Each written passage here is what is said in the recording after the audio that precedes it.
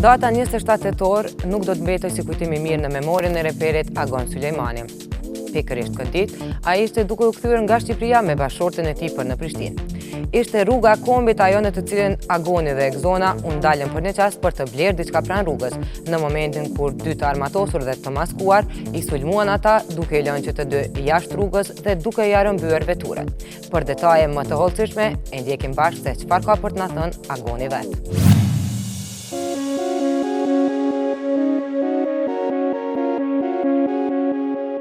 Kur filloi të ndërtohej kjo rrugë, zemra na u bë mal. Kur u hap, mezi nuk pretëm ta shijonim e ta ndjenim afërsinë mes dy shteteve shqiptare. Por me kalimin e kohës, shumë çka ndodhi në këtë rrugë.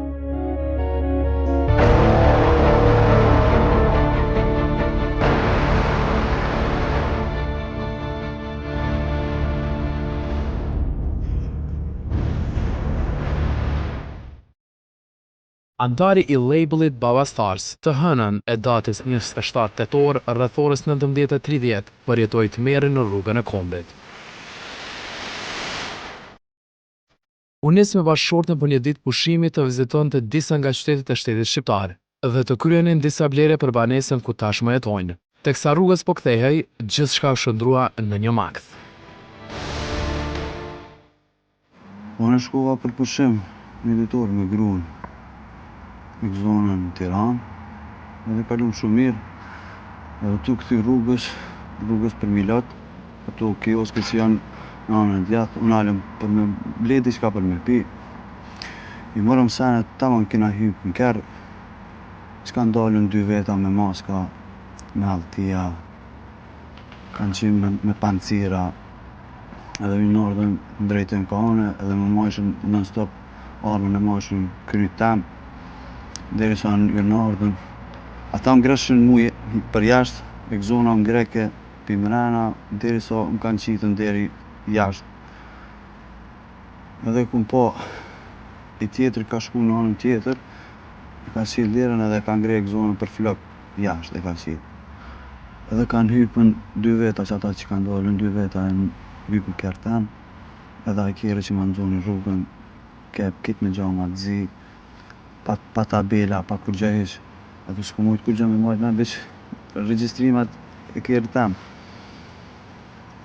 Edhe s'ke kërkush aty veç e kum pa një kerr ma poshtë kum ga aty, kum lyp ndim, e kena thirr policin, ju nar policia, ja kena tregu rastin, edhe tash jena tu pritën.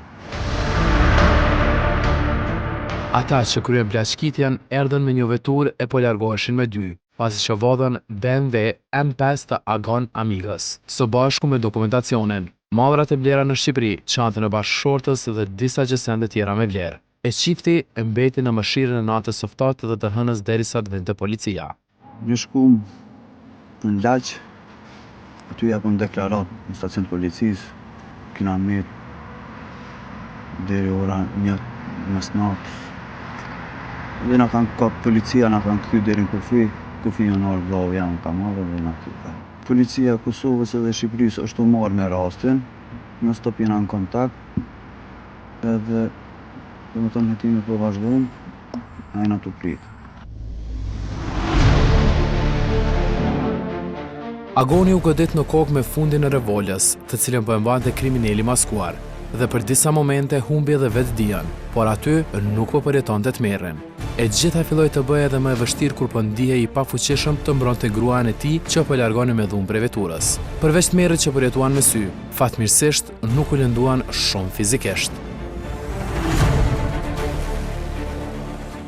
Lëndime pak kena marrën, unë e ku marrë duke rvishje në trup, edhe në kokë, edhe në një lëndzim tjetër jo.